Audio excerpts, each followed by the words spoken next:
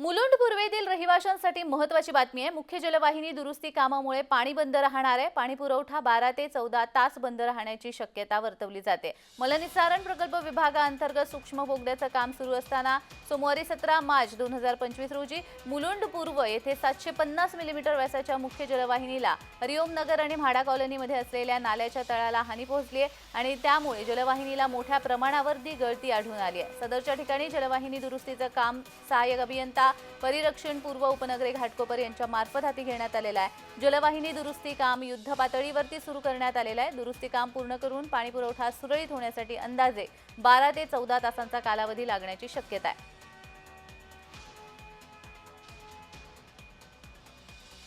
त्यामुळे मुलुंड पूर्व मधील काही भागामध्ये पाणी पुरवठा 12 ते 14 तास बंद असणार आहे। नागरिकांनी याची खबरदारी घ्यायची आहे आणि पाण्याचा साठा करून ठेवायचा आहे। पाणी पुरवठा जोपर्यंत काम पूर्ण होत नाही तोपर्यंत होणार नाही। संबंधित परिसराला नागरिकांनी पाणी काटकसरीने वापरून बृहन्मुंबई महानगरपालिका प्रशासनाला सहकार्य करावे असं आवाहन मुंबई महानगरपालिका प्रशासनाच्या वतीने करण्यात आलेलं आहे। पाणी पुरवठा बंद राहणार आहे।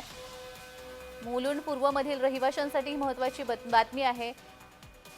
जलवाहिनी दुरुस्तीच्या कामासाठी मुलुंड पूर्व मधील पाणी पुरवठा हा बंद केला जाणार आहे। 12 ते 14 तासांसाठी हा पाणी पुरवठा बंद असणार आहे। या जलवाहिनीच्या दुरुस्तीचं काम झाल्यानंतर पाणी पुरवठा सुरळीत होण्यासाठी 12 ते 14 तास लागणार आहेत।